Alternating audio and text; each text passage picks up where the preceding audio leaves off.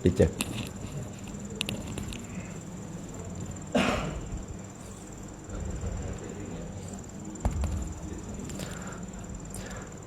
Assalamualaikum warahmatullahi wabarakatuh. Bismillah walhamdulillah wassalatu wassalamu ala rasulillah Sayyidina Muhammad ibn Abdillah wa ala alihi wa sahbihi wa man walah, la hawla wa la quwata illa billah, amma ba'du. Nawayna at-ta'alluma wa at-ta'lim wa at-tadhakkura wa at-tadhkir wa an-naf'a wal intifa' wal ifadata wal istifadah wal hath ala tamassuki bi kitabillahi wa sunnati rasulih wa ad-du'a ila al-huda wa ad-dalalata ala al-khair wa ibtigha'a wajhillah mardatihi wa qurbihi wa thawabihi subhanahu wa ta'ala ila hadratin Nabil Mustafa Muhammadin sallallahu alaihi wasallam. Al-Fatiha. A'udzu billahi minasy syaithanir rajim. Bismillahirrahmanirrahim. Alhamdulillahi rabbil alamin, arrahmanir rahim, maliki yaumiddin. Iyyaka na'budu wa iyyaka nasta'in. Ihdinas siratal mustaqim. Siratal ladzina an'amta 'alaihim ghairil maghdubi 'alaihim waladdallin. Amin. Para jamaah, Bapak Ibu yang dirahmati oleh Allah, alhamdulillah pada kesempatan malam ini kita masih diberikan kesehatan oleh Allah, masih diberikan kesempatan untuk bisa hadir di masjid yang kita cintai ini. Meskipun tadi suasananya hujan, saya berangkat itu sudah deres dari Sidoarjo. Alhamdulillah nyampe sini macet, ya, ditambah macet barengan sama pulang kerja. Tapi alhamdulillah nyampenya sebelum azan dan saya nyampe duluan. Cuma saya parkir di situ, enggak ada marbote, ini saya gelap, ya sudah tak tungguin di luar. Mudah-mudahan semuanya yang hadir di tempat ini sehat semuanya, amin ya rabbal alamin. Para jamaah, Bapak Ibu yang dirahmati oleh Allah, pembahasan kita pada kesempatan yang lalu adalah tentang bagaimana cara sujud, di mana kalau kita sujud tidak boleh saling menyalahkan, tapi kita sesuaikan dengan pendapat siapa yang kita ikuti. Bagaimana caranya? Caranya ada dua. Boleh ketika sujud lutut turun duluan. Yang kedua, boleh ketika sujud tangan yang diturunkan duluan. Dua-duanya sama-sama sah.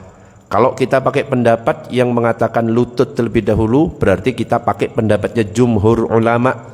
Di antaranya mazhab Syafi'i, mazhab Hambali, mazhab Hanafi. Itu menganjurkan lutut terlebih dahulu baru tangan. Kalau misalkan ada orang sholat ketika sujud yang diturunkan adalah tangan terlebih dahulu, maka ini baru mantep, ya. Batuk soalnya saya. Gak jadi jelaskan, ya. Apa tadi? Kalau kita pakai pendapat yang kedua, ketika kita sujud mendahulukan tangan baru lutut, berarti kita mengikuti pendapat mazhab Maliki. Intinya apa? Semuanya sah, sesuaikan dengan kondisi kita. Misalkan kita masih seger, ya lutut dulu. Misalkan kok susah Ustaz untuk turun, badan saya terlalu besar, saya Ustaz gak kuat kalau misalkan lutut terlebih dahulu, tangan. Intinya ketika sujud yang penting 7 anggota sujud harus dipenuhi. Seperti kepala, jangan sampai ada yang menutupi. Seperti ketika sujud jari jemari harus posisi memanjat. Intinya kalau itu terpenuhi semuanya, aman dan insya Allah sah. Itu pembahasan yang kemarin. Nah, lanjutannya adalah ketika kita sudah sujud, maka kita duduk di antara dua sujud. Nah, ketika duduk di antara dua sujud, maka dikatakan di sini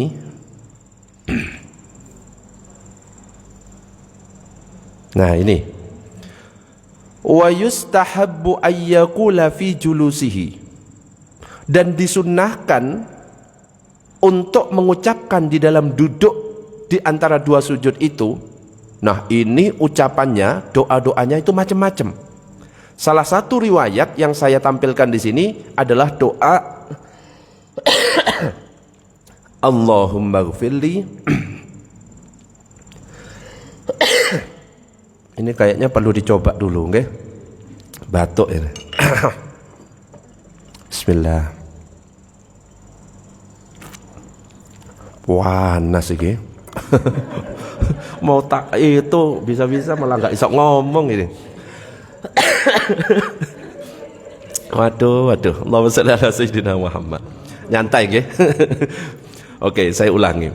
Wa yustahabbu ayyaqula fi julusihi, dan disunnahkan untuk mengucapkan di dalam duduk di antara dua sujud itu. Kalau yang saya tampilkan di sini adalah riwayat doa yang berbunyi Allahumma ghfirli wajburni wa'afini warzuqni wahdini, lima rawa Ibnu Abbas radhiyallahu anhuma anna Rasulullah sallallahu alaihi wasallam kana yaqulu dzalika baina sajdatain.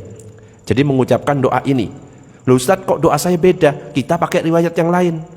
Kalau kita biasanya pakai yang biasa kita baca, Rabbighfirli, terus warhamni wajburni warfa'ni warzuqni wahdini wa'afini wa'fu anni.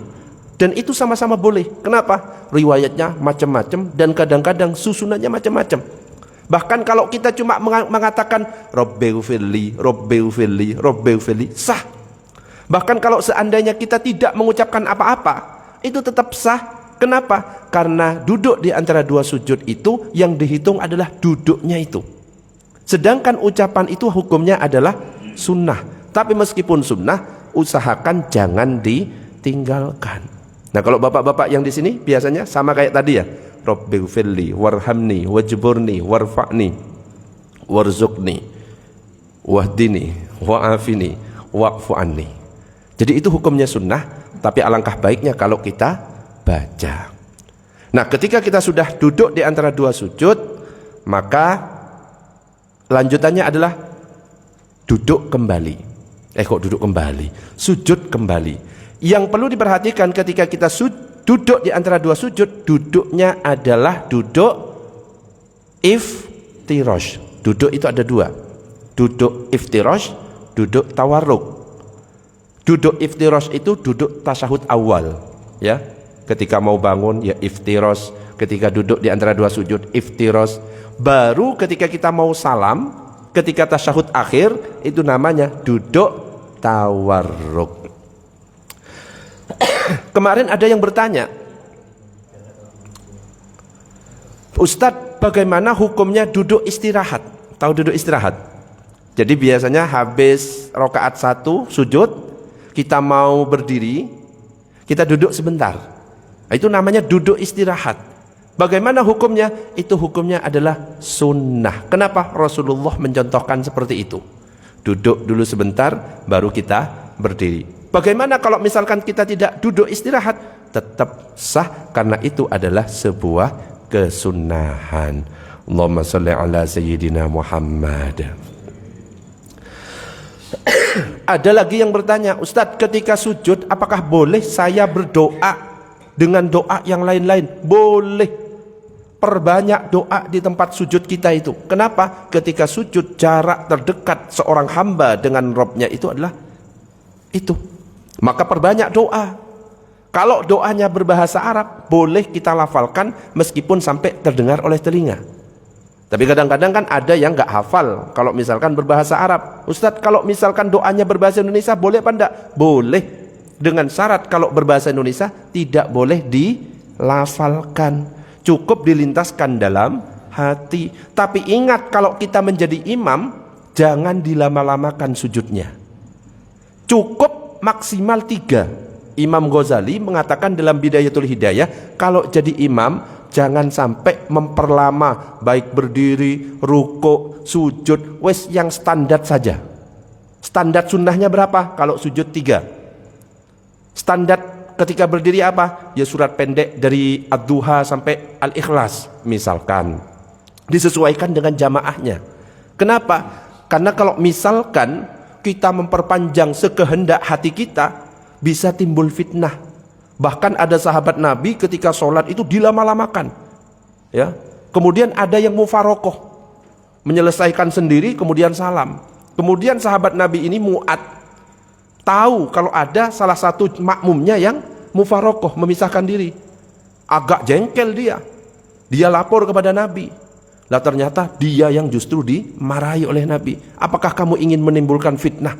Sholat itu jangan lama-lama. Kenapa? Karena yang di belakang kamu itu bisa jadi ada orang yang sudah sepuh, gak mampu untuk berdiri lama, gak mampu untuk rukuk lama, gak mampu untuk sujud lama. Ada mungkin yang mahasiswa pengen mengerjakan tugas, skripsi dan lain sebagainya. Mungkin ada anak kecil pengen main. Makanya standar. Baru kalau misalkan kita sholat sendiri, silahkan sepuasnya. Yang lama itu boleh. Bahkan kalau Nabi sholat sendiri itu, ya, hingga kakinya bengkak. 2 rakaat kakinya bengkak. Menjelang subuh baru selesai. Itu Nabi. Kalau kita sholat tarawih dilihat imamnya, wih lama iki. Ya, nyari musola lain kalau kita. Ya, itu kita itu. Loh, saya pernah ya ikut sholat khusyuk. Pernah saya ceritakan di sini. Mungkin pernah ngisi di sini Profesor Dr. Kiai Haji Ali Aziz, tahu? Saya pernah ikut dan memang benar-benar lama. Sholat bahagia. Jadi habis takbir baca Fatihah ada doanya. Saya bingung karena nggak terbiasa lama-lama kalau sholat.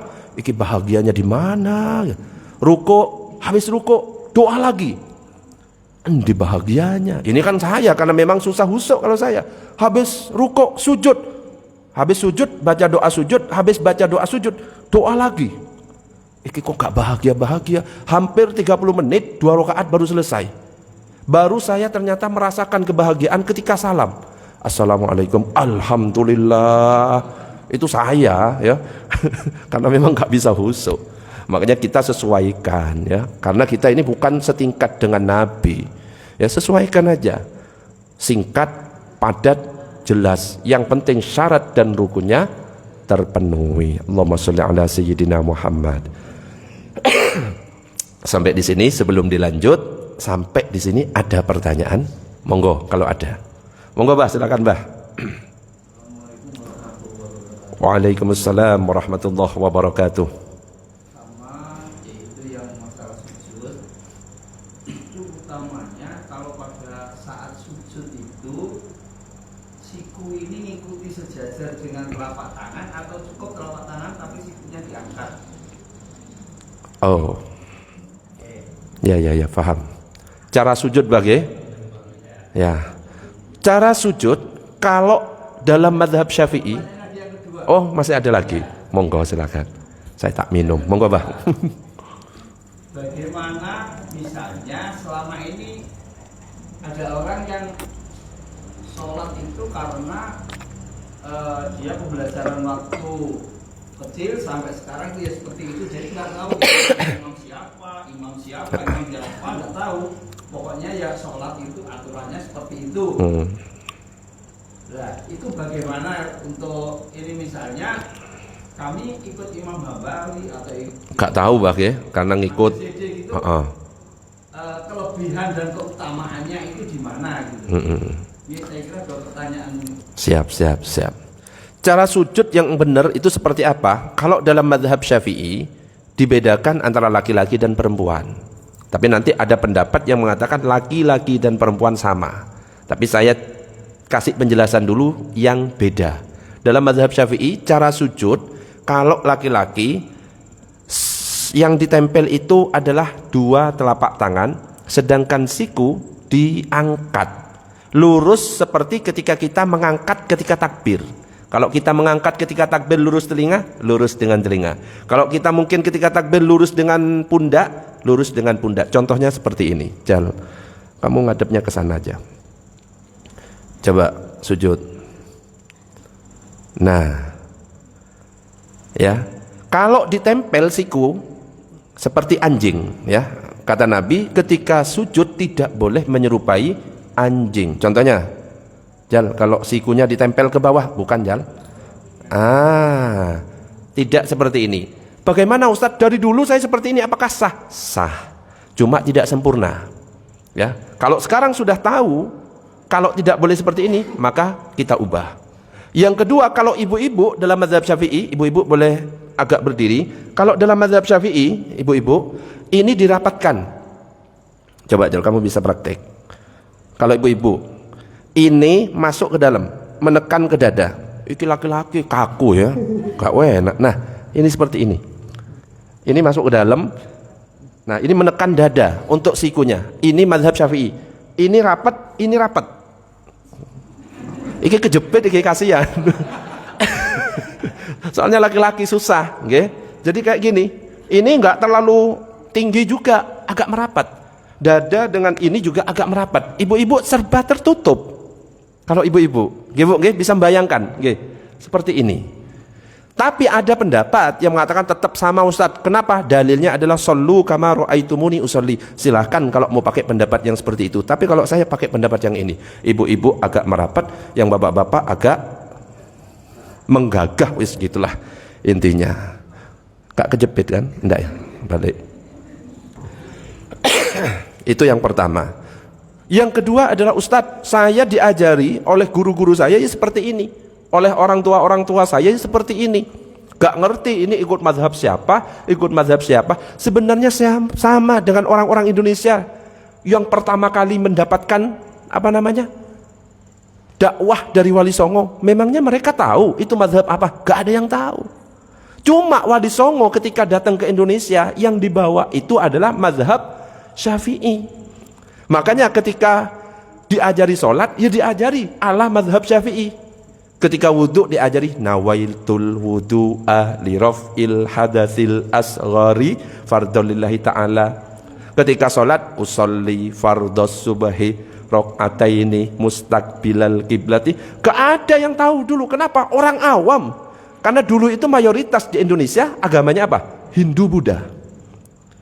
Nuntunnya itu pelan-pelan. Gak ngerti kalau itu mazhab Syafi'i. Kita tahunya ya sekarang-sekarang ini. Setelah teknologi semakin canggih, ada yang kuliah di Arab, ternyata mazhab Hambali beda ya. Ternyata ketika kuliah di Arab beda, gak usah pakai usolli-usollian, gak pakai nawaituan. Yang penting ada di dalam hati. Nah, kita gak usah kaget. Kenapa? Karena beda madhab itu beda pendapat. Dan pernah saya sampaikan, kalau kita mengikuti pendapat ulama madhab, seandainya salah, tidak ada yang dosa. Ini sudah legalitas dari Rasulullah. Hadisnya sahih, man ijtahada fa asaba falahu ajrani. Siapa yang berijtihad, berpendapat, ulama maksudnya, kemudian pendapatnya benar, dapat 2 pahala. Wa man ijtahada fa akhta'a falahu ajrun wahidun.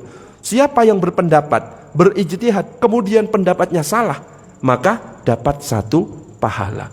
Gimana Ustadz? Saya kan gak ngerti. Kalau kita ikut orang-orang terdahulu, yang kita ikuti itu sebenarnya mazhab Syafi'i. Makanya mayoritas di Indonesia itu sebenarnya mazhab Syafi'i. Sekarang sudah banyak macam-macam. Kenapa? Rakyat Indonesia, orang-orang Indonesia banyak yang kuliah di luar. Ada yang kuliah di Arab Saudi. Ketika balik, ya mazhabnya mazhab Hambali. Makanya agak beda cara sholatnya.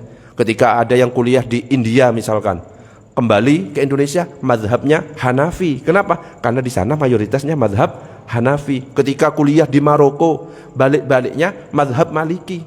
Ya, Ustadz Abdul Somad itu kuliah di mayoritas mazhab Maliki. Tapi ketika balik ke Indonesia, menyesuaikan dengan mayoritas Indonesia yang bermazhab Syafi'i. Tetap yang disampaikan mazhab Syafi'i. Gitu ge? Insya Allah tetap sah. Allahumma shalli ala Sayyidina Muhammad. Ada pertanyaan sampai di sini? Monggo Pak, silakan. Terkait duduk Ustaz. Nggih, monggo. Duduk itu kalau saya lihat ada yang posisi kaki kanan memanjat, nekuk gitu, ada yang tidur gitu. Oh ya. Itu satu.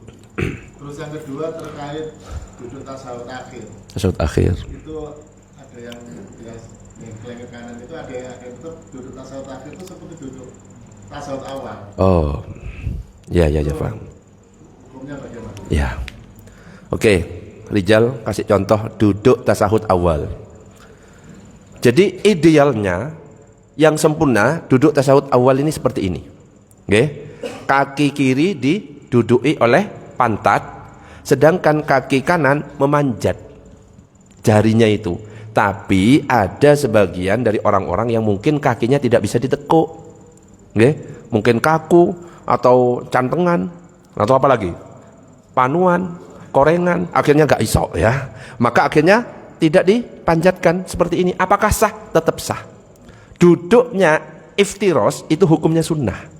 Bahkan kalau seandainya bapak mau ekstrim, habis sujud gak mau duduk seperti ini, duduknya bersila. Coba Jal, Allahu Akbar, langsung tak bersila wis. Sah apa enggak? Sah, cuma kurang afdol. Makanya dikatakan sunnah duduk iftiros, jadi sah. Pertanyaan pertama. Pertanyaan yang kedua, kadang-kadang ada yang ketika tasyahud akhir duduknya tetap tasyahud awal. Itu ketika sholatnya 2 rakaat. Ya, jadi jangan kaget, jangan heran kalau ada orang yang sholat 2 rakaat ketika tasyahud akhir, baik sholat sunnah atau sholat subuh, duduknya tasyahud awal. Tapi ada juga yang duduknya tasyahud akhir. Faham sampai di sini? Pernah lihat? Kalau yang duduk tasyahud akhir itu mazhab Syafi'i. Mau 2 rakaat, 4 rakaat, 3 rakaat, kalau tasyahud akhir mau salam duduknya tasyahud akhir seperti ini. Tasyahud akhir. Ya.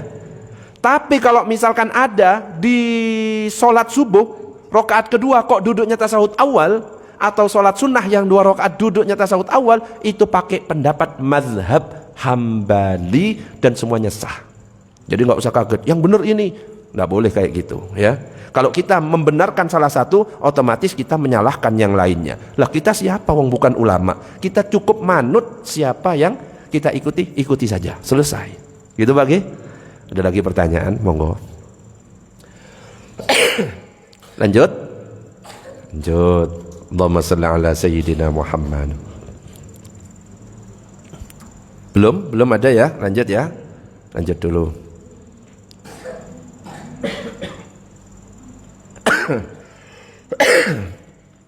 Yang berikutnya adalah tentang tasyahud. Ini. Jadi ada 4 pendapat yang berbeda ketika kita isyarat ketika tasyahud. Bapak-bapak atau ibu-ibu mungkin ada yang melihat ketika tasyahud gerak-gerak tangannya. Ada lagi yang diem. Kira-kira kalau bapak ibu yang di sini pilih yang gerak-gerak atau diem? Diem. Kalau saya pakai yang gerak-gerak boleh apa enggak? Intinya yang diem oke, yang gerak-gerak juga oke. Gak boleh nyalahkan. Mentang-mentang pakai yang diem terus ngelihat yang gerak-gerak, iki cari sinyal atau piye? Itu bukan cari sinyal, memang konsepnya seperti itu ya, dan ada dalil-dalilnya. Makanya ini saya jelaskan ya, saya rinci satu-satu supaya kita tahu sehingga nggak kaget. Dalam hadis yang sahih diriwayatkan oleh Imam Muslim, Abu Daud, An-Nasa'i dan Tirmizi dikatakan, kana iza jalasa fis sholati wada'a kaffahul yumna ala fakhidhil yumna wa qabada asabi'ahu kullahu wa asyara bi isba'ihi allati talil ibham wa wada'a kaffahul yusra ala fakhidhil yusra. Dulu Rasulullah ketika duduk tasyahud, beliau meletakkan telapak tangan kanannya di atas paha kanannya, kemudian menggenggam semua jari tangannya. Setelah itu beliau menunjuk dengan jari telunjuk kanannya. Beliau juga meletakkan telapak tangan kirinya di atas paha kirinya. Coba kalau praktiknya seperti apa? Nah seperti itu kan, belum selesai, masih ada hadis yang lain. Kalau dipotong ya gitu praktiknya. Hadis berikutnya, kana idza qa'ada litasyahhudi wada'a yadahul yusra ala rukbatihil yusra wal yumna ala al yumna wa aqada 53 wa asyara bi isba'ihi sabbabah. Dulu Rasulullah jika duduk tasyahud, beliau meletakkan telapak tangan kirinya di paha kiri, telapak tangan kanannya di paha kanan, kemudian beliau membentuk angka 53 dengan tangan kanannya dan menjulurkan jari telunjuknya. Coba angka 53 dibentuk dengan tangan kanan gimana? Itu berapa, Bah? Ada yang seperti Abah Subandi, ya, membuat bulatan seperti ini, bulatan ini 5, sedangkan 3 yang genggam. Yang kedua ada cara, dan ini yang saya pakai, mazhab Syafi'i. Ya, jadi ada cara yang pertama dibulatkan kayak gini, cara yang kedua ini yang saya pakai, mazhab Syafi'i. Caranya gimana? menggenggam 3 jari. Coba ibu-ibu diangkat sama bapak-bapak biar tahu semuanya. Gak dipraktekkan nanti gak apa-apa, cuma biar tahu. Kalau mazhab Syafi'i, genggam tangan yang 3, yaitu jari tengah, jari manis, jari kelingking. Ini angka 3. Dan menjulurkan jari telunjuk. Telunjuk sudah saya julurkan. Dan meletakkan ujung ibu jari jempol kanan di jari telunjuk yang mirip angka 5. Tek, sambung. Ini buletan angka 5, ini 3 angka 3. Maka ini terbentuk angka berapa tadi? 53. Makanya kalau dalam mazhab Syafi'i ketika tasyahud bentuknya nanti seperti ini. Tapi ada kapan kita berisyarat seperti ini di antara 4 mazhab beda-beda. Saya urut satu-satu biar nanti tahu. Oke, Allahumma shalli ala sayyidina Muhammad. Tapi saya jelaskan dulu ya, biar kita nggak salah paham. Kalau seandainya ada orang ketika tasyahud dia nggak pakai isyarat, sah atau enggak? Gitu terus dari at-tahiyatul mubarakatus shalawatut thayyibatullillah sampai fil alamin innaka hamidum majid, nggak pakai isyarat, sah atau enggak sholatnya? Sah. Isyarat itu hukumnya sunnah. Makanya nggak usah diperdebatkan kalau misalkan beda-beda. Karena apa? Nggak isyarat sah. Ya, nggak pakai isyarat itu sah. Nah kalau pengen lebih afdol pakai isyarat. Ikut siapa Ustaz? Tergantung mazhab yang kita ikuti. Silakan nanti ikuti sesuai dengan pembahasan ini. Yang pertama, kalau mazhab Hanafi, biar kita ngerti. Kalau mazhab Hanafi, caranya adalah gimana? Ini. Saya kasih kesimpulannya. Mazhab Hanafi adalah mengeluarkan telunjuk ketika kalimat la ilaha. Beda dengan mazhab Syafi'i. Jadi pertama seperti ini. Ketika asyhadu alla, ketika la keluar telunjuknya, la. Bentuknya 53. Asyhadu alla ilaha illallah, ketika illallah ditutup, habis itu nggak pakai isyarat. Itu mazhab Hanafi. Asyhadu alla ilaha illallah, nggak pakai isyarat sampai fil alamina innaka hamidum majid. Mazhab Hanafi. Ada lagi mazhab Maliki. Kalau mazhab Maliki ini digerakkan, tapi gerakannya adalah yaminan wa shimalan, menggerakkan jari-jari mulai dari awal tasyahud sampai akhir kanan kiri, bukan atas bawah. Bukan cari sinyal. At-tahiyatul mubarak, susah ini ya. Kak fokus ini at-tahiyatul, apalagi yang sebelahnya malah diliatin ya, tambah nggak fokus. At-tahiyatul mubarakatus sampai fil alamina innaka hamidum majid.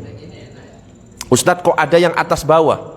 Itu pendapatnya siapa? Itu pendapatnya Syekh Nasiruddin Al-Albani yang biasanya dipraktikkan oleh teman-teman salafi. Yang biasa dipraktikkan teman-teman salafi. At-tahiyatul mubarakatus salawatut. Boleh nggak Ustadz? Boleh. Ada yang nggak pernah ngaji bingung. Sing bener kanan kiri apa atas bawah? Digabung, diputar. Jadi kalau ada yang diputar nggak pernah ngaji. Ya, untungnya cuma diputar, nggak pakai dijilat, dicelupin. Repot, ya. Ya, jadi sama-sama sah. Kanan kiri oke, atas bawah juga oke. Itu mazhab Maliki. Ada lagi mazhab Syafi'i. Nah, ini mazhab Syafi'i. Ketika keluar isyarat ini, awal itu sudah berisyarat 53 tapi nunduk. Coba Jal, kamu ngerti kan? Coba. Kalau mazhab Syafi'i agak beda soalnya. Isyarat sudah 53, gini 53-nya. Tapi nunduk, tidak diangkat. 53-nya nunduk, tapi tidak diangkat. Ini ketika at-tahiyatul mubarakatus salawatut thayyibatullillah sampai syahadat asyhadu alla ilaha il. Ketika il diangkat, il tetap 53 tapi illallah. Pandangan yang awalnya ke tempat sujud berubah ke telunjuk. Telunjuk sendiri, bukan telunjuknya orang. Illallah. Apalagi telunjuknya imam, gak fokus nanti. sampai fil alamina innaka hamidum majid, ditutup. Pandangan berubah ke tempat sujud, kemudian salam. Assalamualaikum warahmatullah. Assalamualaikum warahmatullah. Beda-beda ulama. Ada lagi mazhab Hambali. Mazhab Hambali ini butuh konsentrasi, butuh fokus yang benar-benar ini. Kenapa? Kalau mazhab Hambali, setiap ada lafaz Allah digerakkan. Setiap ada lafaz Allah gerak. At-tahiyyatul mubarakatus salawatut tayyibatu lillah. Assalamu alayka ayyuhan nabiyyu wa rahmatullahi wa barakatuh. Sampai kalau enggak fokus bisa-bisa nyasar bacaannya. Asyhadu an la ilaha illallah wa asyhadu anna muhammadar rasulullah. Kalau enggak fokus nyasar. Hayya 'alas shalah. Nyampe ke azan, qad qamatis shalah, enggak nyampe akhirnya. Harus fokus. Jadi beda di antara 4 mazhab. Ada lagi yang dari awal nuding kayak gini dari awal. Ya teman-teman Muhammadiyah. Dan semuanya itu sah. Boleh yang mana saja. Yang enggak boleh yang gimana? Yang enggak boleh kalau dibalik. At-tahiyyatul mubarak, nantang malaikat itu ya. Itu enggak boleh. Yang lainnya semuanya sah. Allahumma sholli ala sayyidina Muhammad. Sampai di sini ada pertanyaan? Monggo kalau ada. Monggo Mbah, silakan Mbah. Ada yang seperti ini atau harus kita menghadapi? Yang paling afdol sebenarnya ujung jari itu jangan sampai ke bawah. Kalau ada yang ke bawah tetap sah. Cuma yang paling afdol, jadi rapi sebenarnya. Tangan kiri ujung jarinya lurus dengan lutut. Tangan kanan lurus dengan lutut. Ada yang agak molor gitu ya. Apakah sah? Tetap sah. Cuma kalau ditanya yang afdol gimana? Yang afdol seperti ini. Itu bagi. Ada lagi pertanyaan, monggo. Monggo Mbah, silakan Mbah. Nah, ketika salam ada yang dibalik tangannya. Assalamualaikum warahmatullah. Balik lagi. Assalamualaikum warahmatullah. Itu nggak ada contohnya dari Rasulullah. Nggak ada. Jadi jangan dibalik. Okay? Ada yang mengamalkan seperti itu. Ya, saya juga pernah lihat. Loh, Ustadz berarti sholatnya nggak khusyuk. Ya terganggu itu gara-gara di samping saya. Iki piye? Wong takbir aja ono sing diputer, betul Bah? Allahu Akbar. Ya saya husnudzon kalau saya. Mungkin mantan pendekar, jurus masih ke bawah, ya. Mungkin ya belum pernah ngaji, ya enggak masalah. Harus dikasih tahu nanti. Ya, enggak usah diputar-putar, langsung Allahu Akbar. Gitu Bang ya? Jadi enggak usah ikut noleh. Yang noleh, yang dijelaskan nanti dari bab salam itu cuma kepala. Nanti habis ini. Ada pertanyaan sebelum dilanjut? Monggo Pak, silakan.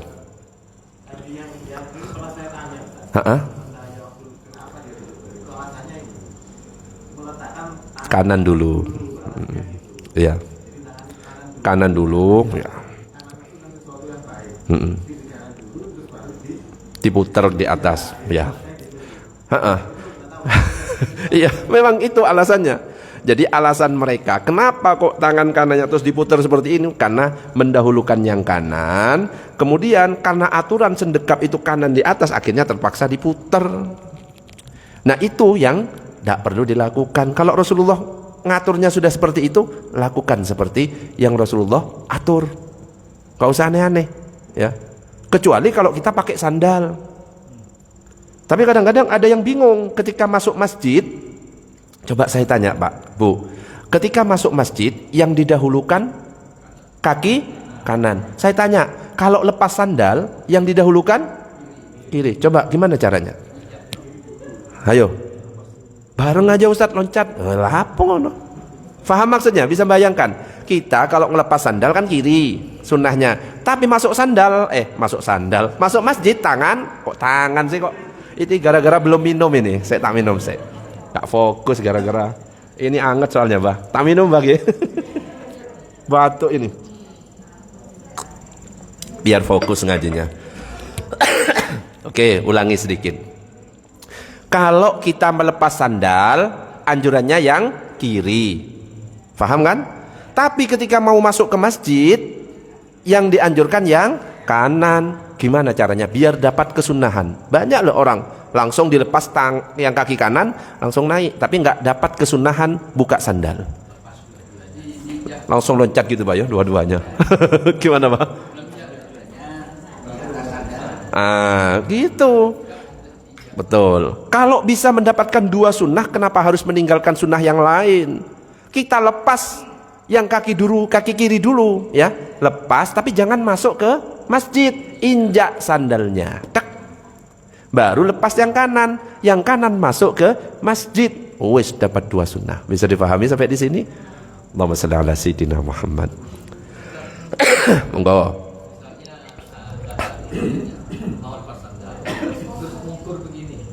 Apa?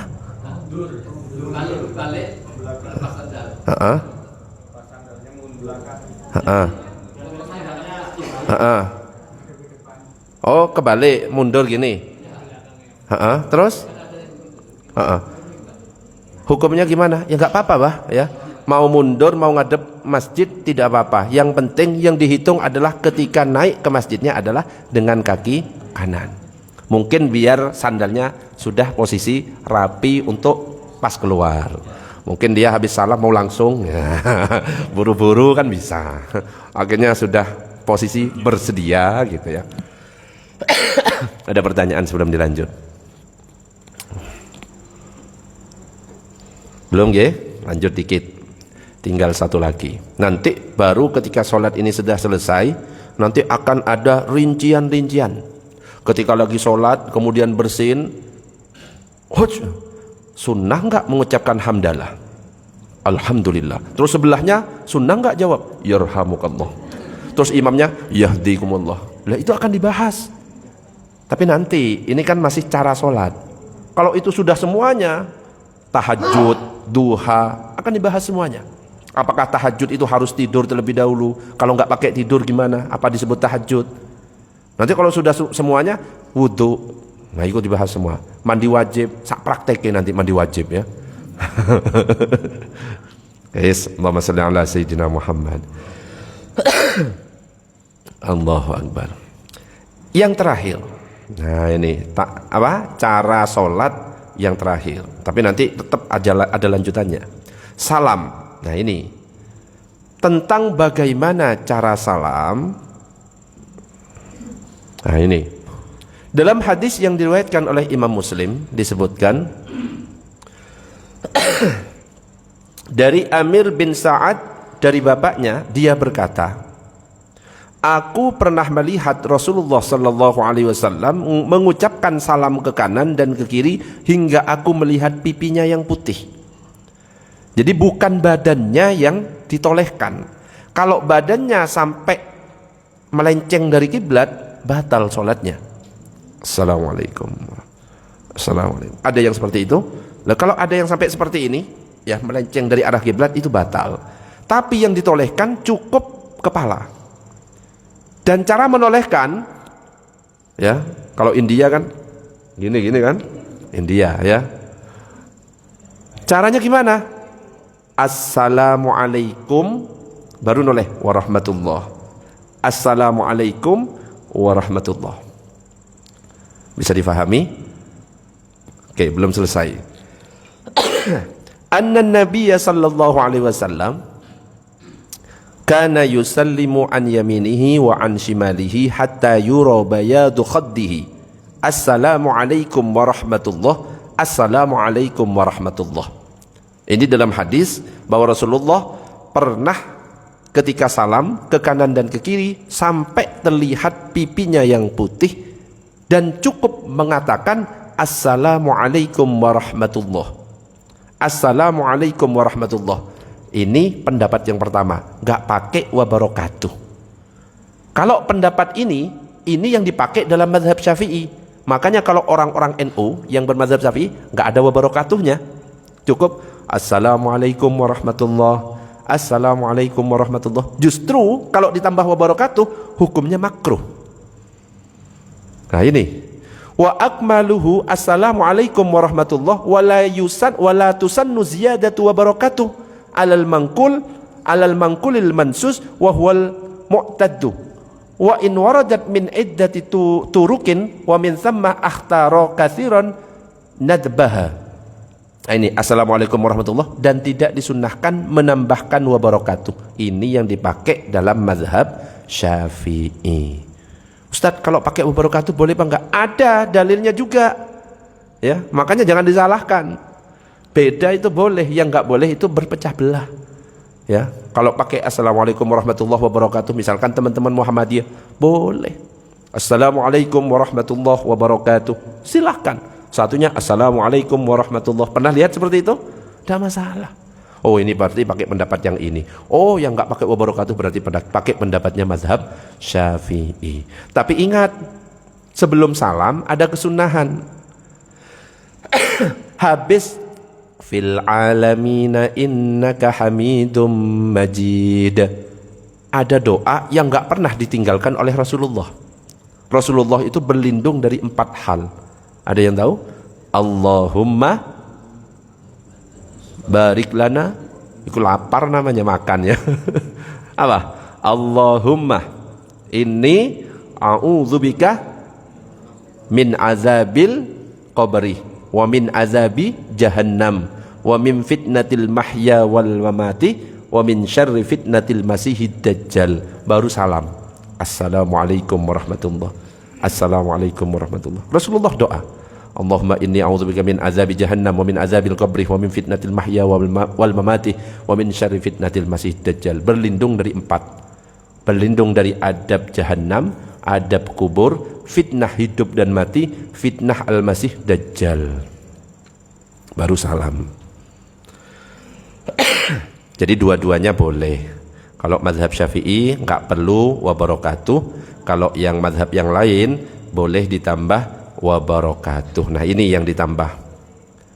Bahwa Ibnu Mas'ud radhiyallahu anhu salam ke kanan dengan mengucapkan assalamualaikum warahmatullahi wabarakatuh. Kemudian ke kiri assalamualaikum warahmatullahi wabarakatuh. Jadi dua-duanya ada dalilnya. Jelas sampai di sini? Ada pertanyaan? Monggo bahas, silakan.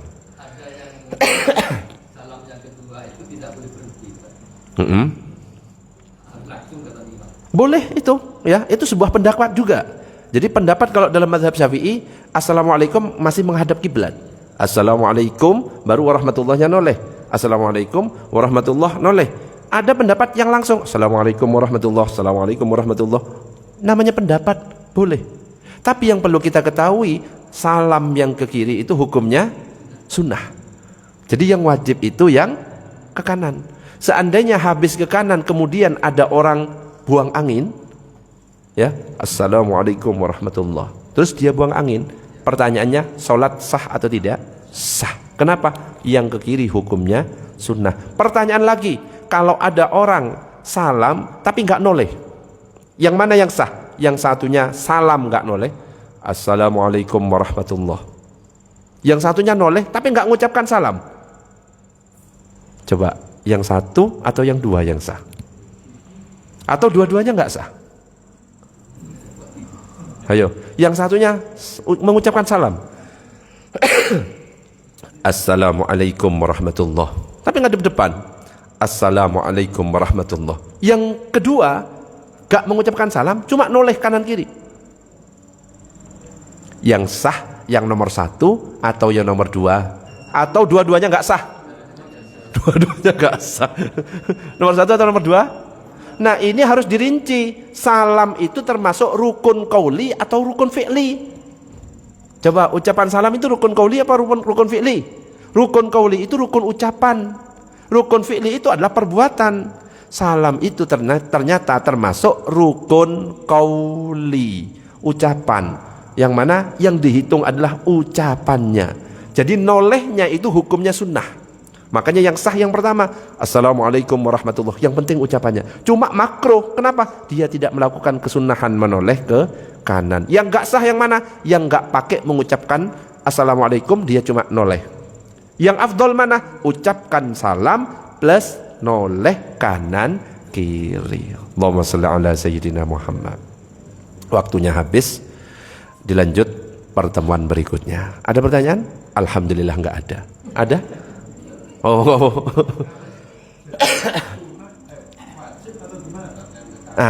Oke, pelan-pelan. Ucapannya wajib. Ucapan yang pertama, yang ketiga ke kanan wajib, nolehnya sunnah. Bisa dipahami? Assalamualaikum warahmatullahi, nggak noleh, sah. Yang afdol noleh. Assalamualaikum warahmatullahi. Yang ke kiri, ucapan plus nolehnya sunnah dua-duanya. Bisa dipahami? Ada lagi? Oke, paling akhir ya. Fenomena empat mazhab nih. Kadang-kadang milih sing gampang sih. Beberapa kasus itu Betul. ya. Untuk kasus ini kita ikut Syafi'i. Untuk kasus ini ikut Maliki. Gimana? Kan Iya. kayak saenake dhewe. Saenake dhewe. Betul. Akhirnya buat mazhab sendiri ya. Campur-campur yang mudah-mudah ya. Mazhabnya kalau yang lain Syafi'i, Hanafi, ini campur sari gitu kan. Ya. Boleh sebenarnya kita pindah ke mazhab yang lain, dari mazhab satu ke mazhab yang lain, tapi harus satu paket dalam ibadah itu, satu qadhiyah. Gak boleh dalam satu paket ibadah kita ambil bermacam-macam mazhab, diambil yang ringan-ringan. Pernah saya contohkan di sini, ketika wudhu, cara wudhu yang paling gampang mazhab Syafi'i. Kenapa? Kita nggak perlu gosok wajah, tinggal disiram saja, disemprot pakai air, seret, yang penting merata, itu sudah sah. Saking gampangnya. Beda dengan mazhab Maliki. Kalau mazhab Maliki harus sambil digosok, adalku istilahnya. Juga kalau dalam mazhab Syafi'i cara wudhunya gampang.